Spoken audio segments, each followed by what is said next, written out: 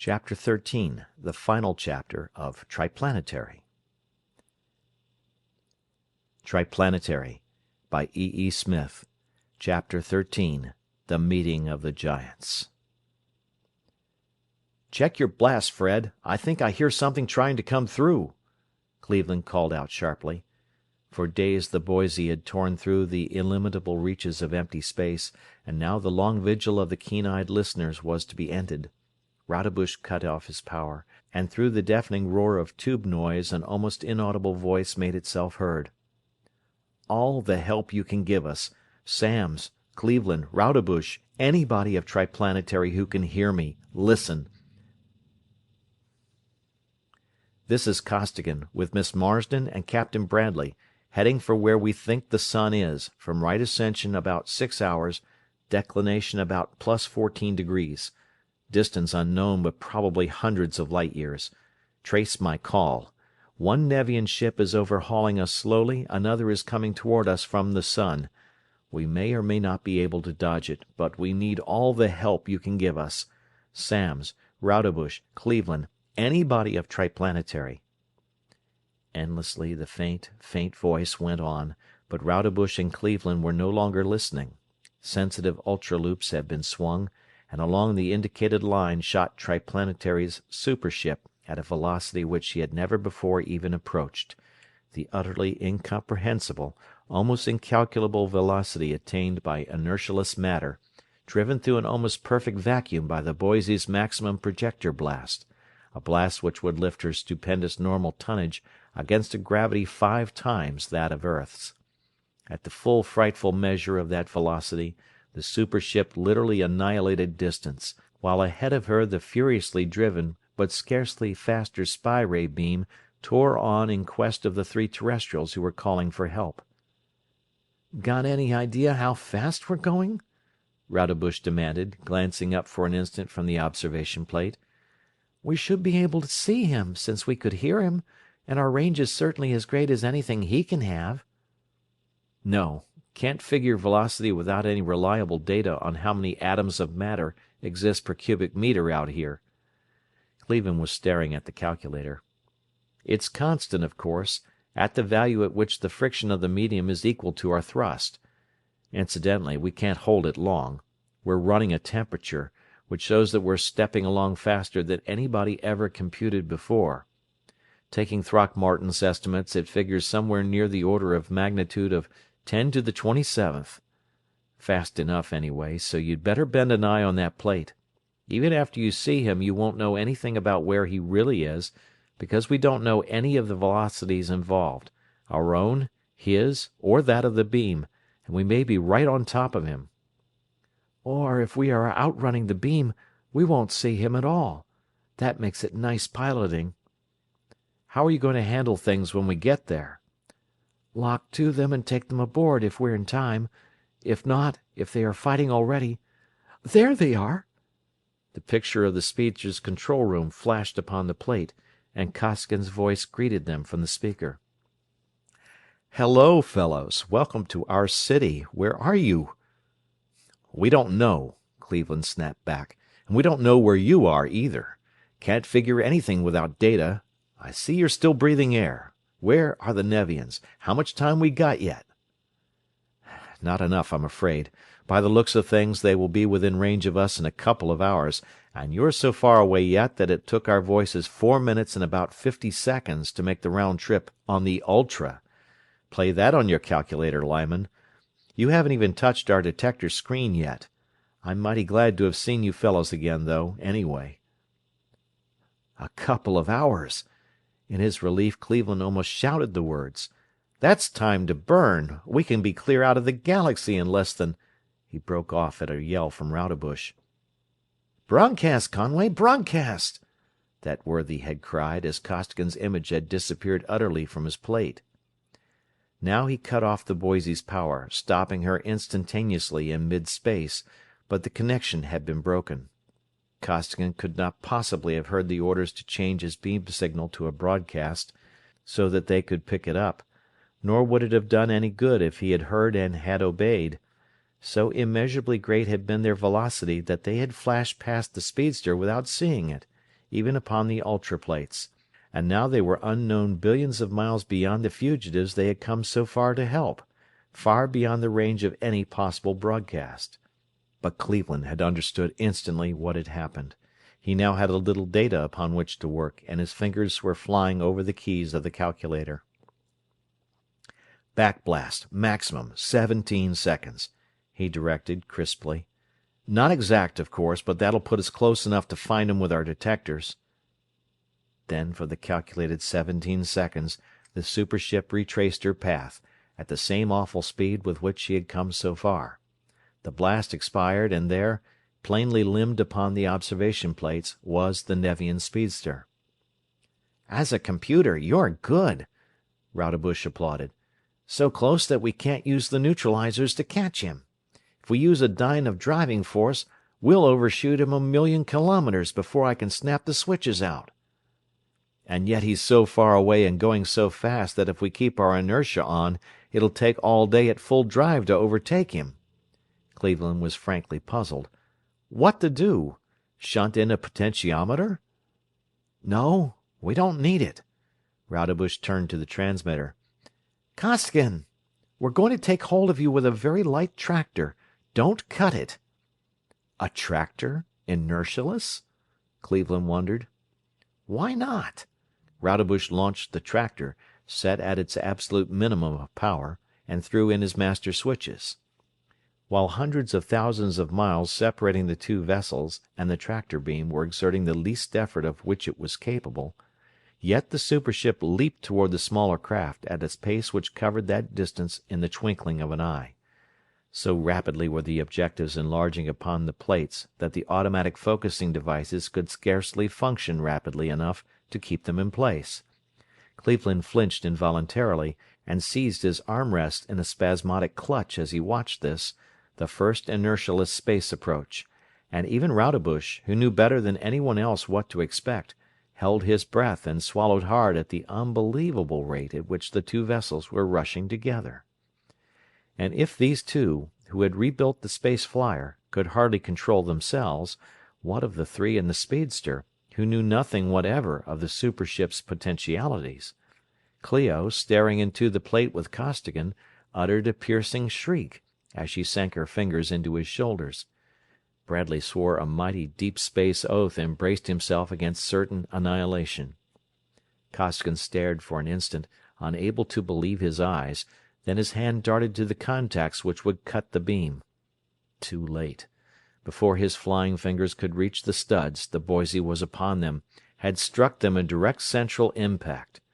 Moving at the full measure of her unthinkable velocity though the super ship was at the moment of impact, yet the most delicate recording instruments of the speedster could not detect the slightest shock as the enormous globe struck the comparatively tiny torpedo and clung to it, accommodating instantly and effortlessly her own terrific pace to that of the smaller and infinitely slower craft.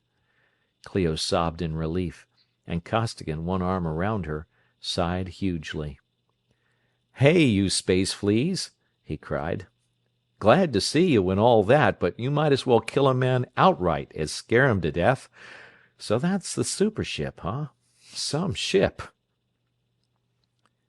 "Hello, Conway!" "Clear ether, Conway!" The two scientists answered the hail of their fellow. "I didn't realize that an inertialess approach would be quite such a terrifying spectacle, or I would have warned you," Rodebush went on. "Yes, thanks to you, the super ship works as she should at last. But you had better put on your suits and transfer. You might get your things ready." "Things is good," Costigan laughed, and Clio giggled sunnily.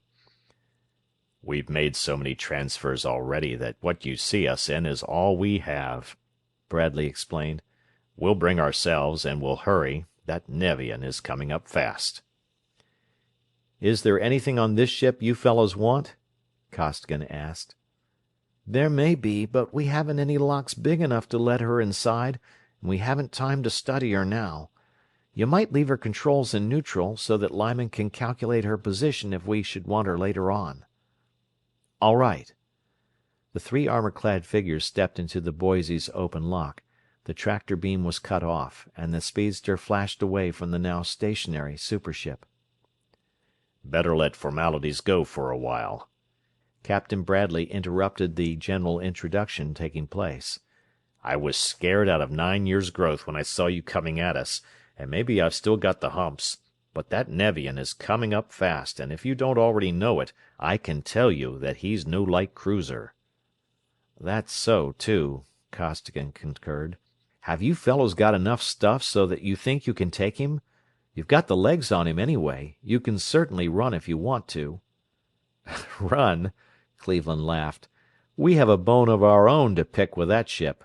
We licked her to a standstill once, until we burned out a set of generators, and since we got them fixed we've been chasing her all over space. We were chasing her when we picked up your call. See there? She's doing the running. The Nevian was running, in truth. Her commander had seen and had recognized the great vessel which had flashed out of nowhere to the rescue of the three terrestrials, and having once been at grips with that vengeful super-dreadnought, he had little stomach for another encounter. Therefore his side thrust was now being exerted in the opposite direction. He was frankly trying to put as much distance as possible between himself and Triplanetary's formidable cruiser. In vain. A light tractor was clamped on, and the Boise flashed up to close range before Rodebush threw on her inertia, and Cleveland brought the two vessels relatively to rest by increasing gradually his tractor's pull. And this time the Nevian could not cut the tractor. Again that shearing plane of force bit into it and tore at it, but it neither yielded nor broke. The rebuilt generators of No. 4 were designed to carry the load, and they carried it. And again Triplanetary's every mighty weapon was brought into play. The cans were thrown, ultra and infra beams were driven, the furious macro beam gnawed hungrily at the Nevian's defenses, and one by one those defenses went down. In desperation the enemy commander threw his every generator behind a polycyclic screen, only to see Cleveland's even more powerful drill bore relentlessly through it. Punctured that last defense, the end came soon. A secondary SX-7 beam was now in place on Mighty 10's inner rings, and one fierce blast blew a hole completely through the Nevian cruiser. Into that hole entered Adlington's terrific bombs and their gruesome fellows, and where they entered, life departed. All defenses vanished, and under the blast of the Boise's projectors, now unopposed, the metal of the Nevian vessel exploded instantly into a widely spreading cloud of vapor. Sparkling vapor, with perhaps here and there a droplet or two of material which had only been liquefied. So passed the sister ship, and Rodebush turned his plates upon the vessel of Nerado. But that highly intelligent amphibian had seen all that had occurred. He had long since given over the pursuit of the speedster, and he did not rush in to do hopeless battle beside his fellow Nevians against the terrestrials. His analytical detectors had written down each detail of every weapon and of every screen employed, and even while prodigious streamers of red force were raving out from his vessel, breaking her terrific progress and swinging her around in an immense circle back toward far Nevia, his scientists and mechanics were doubling and redoubling the power of his already titanic installations, to match and if possible to overmatch those of Triplanetary's super-dreadnought. "Do we kill him now, or do we let him suffer a while longer?" Costigan demanded. "I don't think so, yet," replied Rodebush. "Would you, Lyman?" "Not yet," replied Cleveland grimly, reading the thought of the other and agreeing with it. "Let him pilot us to Nevia. We might not be able to find it without a guide. While we're at it, we want to so pulverize that crowd that if they ever come near the Solarian system again they'll think it's 20 minutes too soon." Thus it was that the Boise, under only a few dynes of propulsion, pursued the Nevian ship.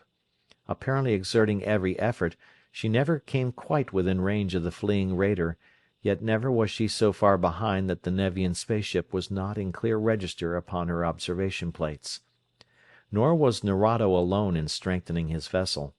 Costigan knew well and respected highly the Nevian scientist captain, and at his suggestion the entire time of the long and uneventful flight was spent in reinforcing the super ship's armament to the iron-driven limit of theoretical and mechanical possibility. Thus, when Nevia and her hot blue sun appeared upon his plates, Rodebush was ready for any emergency, and hurled his battleship upon the Nevian with every weapon aflame. But so was Nerado ready, and unlike her sister ship, his vessel was manned by scientists well versed in the fundamental theory of the weapons with which they fought. Beams, rods, and lances of energy flamed and flared. Planes and pencils cut, slashed, and stabbed. Defensive screens glowed redly or flashed suddenly into intensely brilliant coruscating incandescence. Crimson opacity struggled sullenly against violet curtain of annihilation. Material projectiles and torpedoes were launched under full beam control, only to be exploded harmlessly in mid-space, to be rayed into nothingness, or to disappear innocuously against impenetrable polycyclic screens. Both vessels were equipped completely with iron-driven mechanisms. Both were manned by scientists capable of wringing the last possible watt of power from their sources. They were approximately equal in size, and each ship now wielded the theoretical ultimate of power for her mass. Therefore neither could harm the other, furiously though each was trying. And more nearly they were approaching the red atmosphere of the world of the amphibians. Down into that crimson blanket the two warring spaceships dropped, down toward a city which Costigan recognized as that in which Nerado made his headquarters. "Better hold off a bit," Costigan cautioned. "If I know that bird at all, he's cooking up something." And even as he spoke there shot upward from the city a multitude of flashing balls. The Nevians had mastered the secret of the explosive of the fishes of the greater deeps, and were launching it in a veritable storm against the terrestrial visitor. "Those?" asked Rodebush calmly. The detonating balls of destruction were literally annihilating even the atmosphere beyond the polycyclic screen, but that barrier was scarcely affected. "No, that!" pointing out a hemispherical dome which, redly translucent, surrounded a group of buildings towering high above their neighbors. "Neither those high towers nor those screens were there the last time I was in this town. They're stalling for time down there, and that's all those fireballs are for. Good sign, too. Maybe they aren't ready for us yet. If not, you better take 'em while the taking's good, and if they are ready for us, we better get out of here while we're all in one piece." And in fact Nerado had been in touch with the scientists of his city, and had been instructing them in the construction of converters and generators of such weight and power that they could crush even the defenses of the super ship. They were not, however, quite done. The entirely unsuspected possibilities of speed inherent in absolute inertialessness had not entered into Nerado's calculations. "Better drop a few cans down on that dome, fellows, before they make trouble for us," suggested Rodebush to his gunners. "We can't," came Adlington's instant reply. "We've been trying it, but that's a polycyclic screen. Can you drill it? If you can, I've got a real bomb here, that special we built, that will do the trick if you can protect it from their beams until it gets down into the water." "I'll try it," Cleveland answered, at a nod from the physicist. "I couldn't drill Nerado's polycyclics, but I couldn't use any momentum on him. Couldn't ram him, he fell back with my thrust.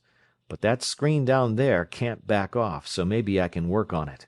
Get your special ready, and hang on, everybody." The Boise looped upward, and from an altitude of miles dove downward through a storm of force balls, rays, and shells. A dive checked abruptly as the hollow tube of energy, which was Cleveland's drill, snarled savagely down ahead of her and struck the shielding hemisphere with a grinding, lightning-splitting shock.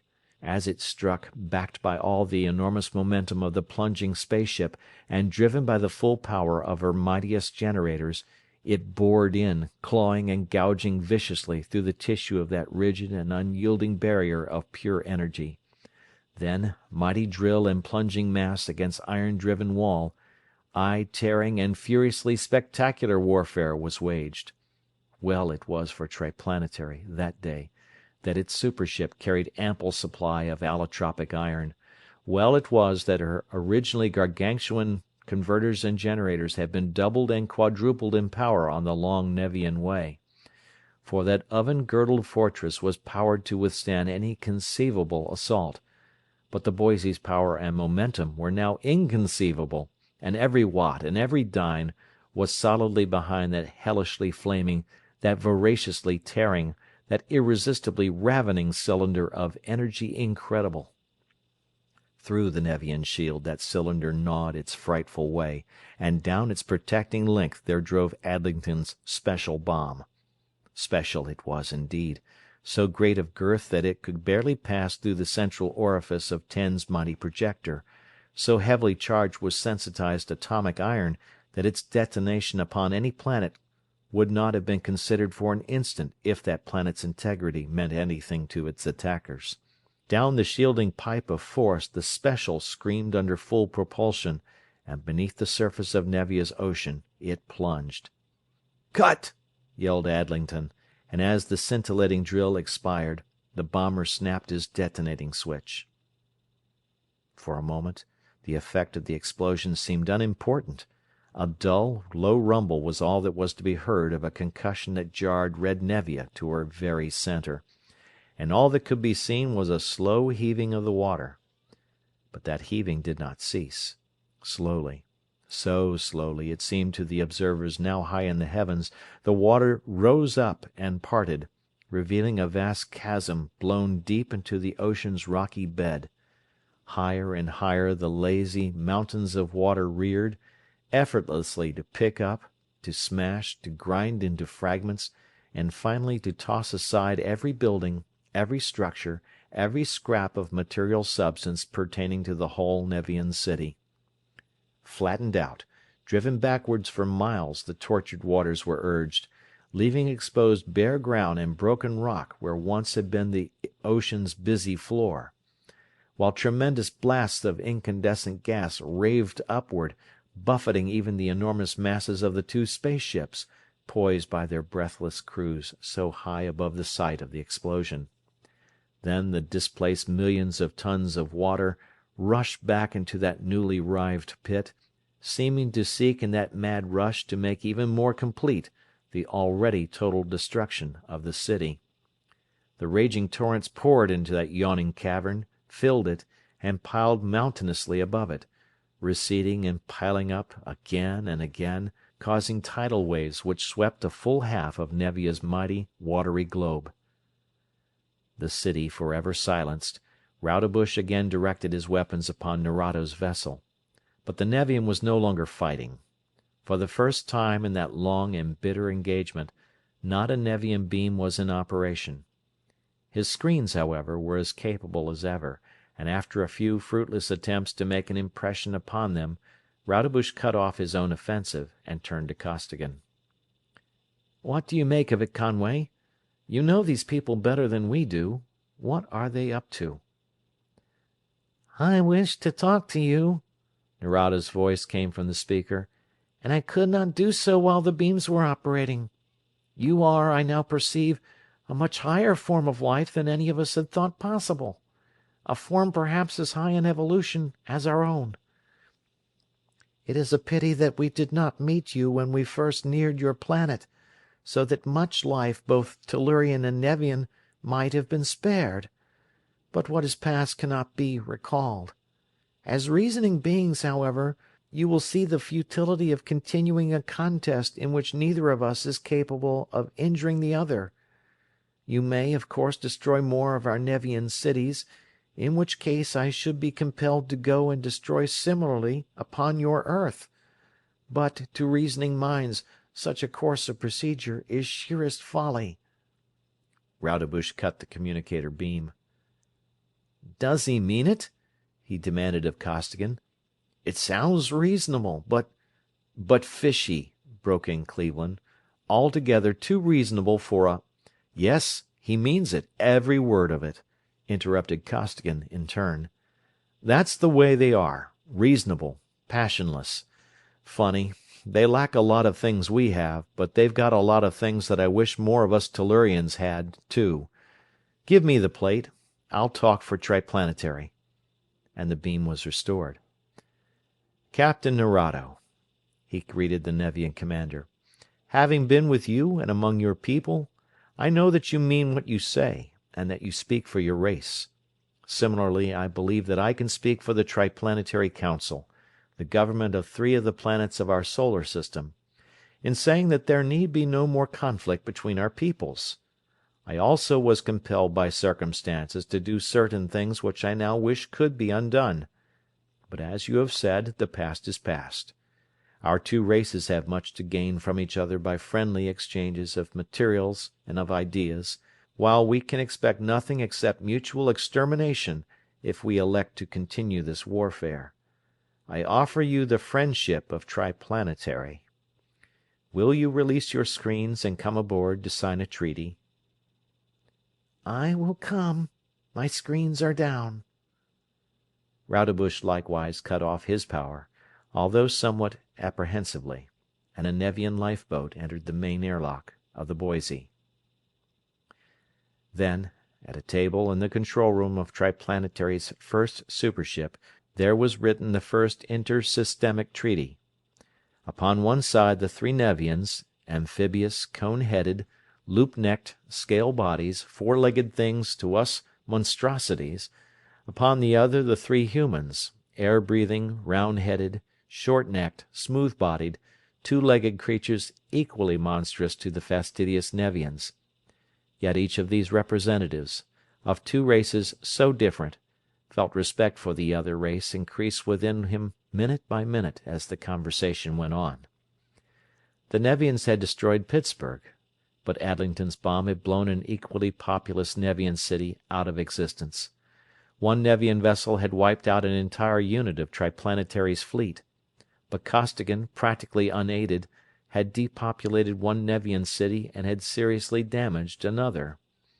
He had also beamed down many Nevian ships. Therefore loss of life and material could be balanced. The Solarian system was rich in iron, to which the Nevians were welcome.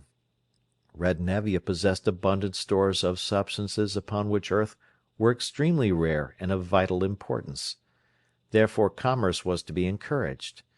The Nevians had knowledges and skills unknown to earthly science, but were entirely ignorant of many things to us commonplace. Therefore interchange of students and of books was highly desirable, and so on. Thus was signed the Triplanetario-Nevian Treaty of Eternal Peace. Nerado and his 2 companions were escorted ceremoniously to their vessel, and the Boise took off in an inertialess dash toward Earth, bearing the good news that the Nevian menace was no more. Clio, now a hardened space flea, immune even to the horrible nausea of inertialessness, wriggled lithely in the curve of Costigan's arm and laughed up at him. You can talk all you want to, Conway, but I don't like them a bit. They give me the purple jitters. I suppose that they are really estimable folks, talented, cultured, and everything, but just the same I'll bet that it will be a long, long time before anybody on Earth will really, truly like them. End of chapter. End of book. Thank you for listening.